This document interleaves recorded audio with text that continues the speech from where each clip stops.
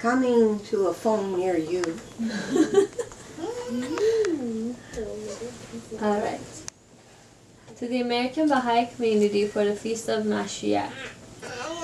Dearly beloved friends, dearly loved friends, in recent messages we have shared with you exciting news of developments in some of the more advanced clusters in the country, where hundreds of individuals, a significant number of them not Baha'is, have joined us in the joyful task of building welcoming and spiritually vibrant communities. The complexity and scope of activities in these clusters should not, however, cause us to forget their origins and relationships between individual souls, nor blind us to the fact that unity of purpose is achieved one heart at a time.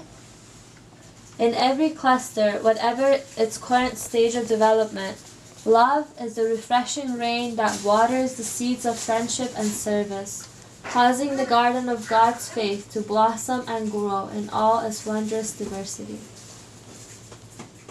Among reports we have recently received from individual believers, one from West Virginia, illustrates this truth especially well. In reading this excerpt from it, we encourage you to reflect on the spiritual qualities and gentle approaches that serve to plant the seed of attraction in the hearts of two receptive souls. I began working in Charleston on May 11th, 2 days after I arrived in the city. I got a job as a customer service representative at the Division of Motor Vehicles. In my mind, it was the perfect job to be of service to humanity, make contact with 50 to 100 souls a day, and get paid for it. Whoa. I was certain that Baha'u'llah had placed me in my workplace for the purpose of serving his cause. So I prayed to be enabled to recognize those special souls who I would be able to have a meaningful conversation with and ultimately begin a core activity. I was intentional in my conversation and systematic in my approach to the invitations that I extended. I prayed often to find these special souls, to recognize his signs, and to be guided in how to converse with them. My first week, I met a beautiful soul. She had standards of service to her fellow human beings that were not of this world. By the end of the first week, she had asked me if she could take me to lunch. During our lunch, I expressed to her the beautiful virtues that I had observed in her all week. She expressed that she had a desire to learn how to memorize sacred writings to use in times of tests. I was in awe of who she was, and I shared it with her. I explained to her that we should get together to study sacred writings, and she agreed. Now I knew that I had one participant for the Reflections on the Life of the Spirit study circle. The seed had been planted.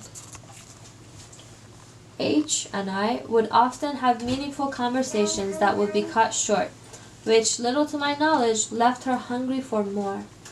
Each time that we interacted, I tried to think of a way to continue the conversation. I continued to pray to Baha'u'llah to help me find other souls for this budding study circle with her. 1 week after this, I asked a co-worker whom I had a feeling was another potential member of the study circle if she knew of anyone that lived in the area that I lived, so that I could get a ride to work one morning. She said that she lived in my area, and not only would she pick me up in the morning, but that she would insist on taking me to the airport to catch my flight after work that day. On the way to the airport, she poured out the beauty of her soul. She also expressed to me her desire to find a religious community to belong to. She had visited a few churches, but nothing felt right. All the while, I spoke openly and honestly about the Baha'i faith and the community. I told her what led me to the faith and how the revelation of Baha'u'llah had transformed my whole life and being. Kay and her husband serve as a refuge for many youth in their community who do not always have safe homes to stay in.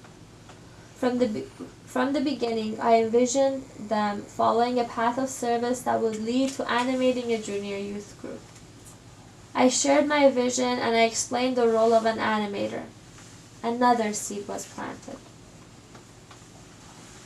As time progressed, I was able to speak about the themes of Book 1 with ease and add details to the pending invitations with both H and K. One key aspect to our budding friendships was having social time together. We got together for board games, swimming at the pool, and other fun things. At the end of June, Kay came to me at work and explained that she had been thinking about all of our conversations about the faith and she had been reading online. She asked me how someone converts to Baha'i. I explained that to be a Baha'i simply means follower of Baha'u'llah. One is a Baha'i when their heart recognizes him as the manifestation of God for this day and agrees to abide by his laws. We agreed to talk about it more at the next devotional. The topic came up very naturally and I asked Kay if she wanted to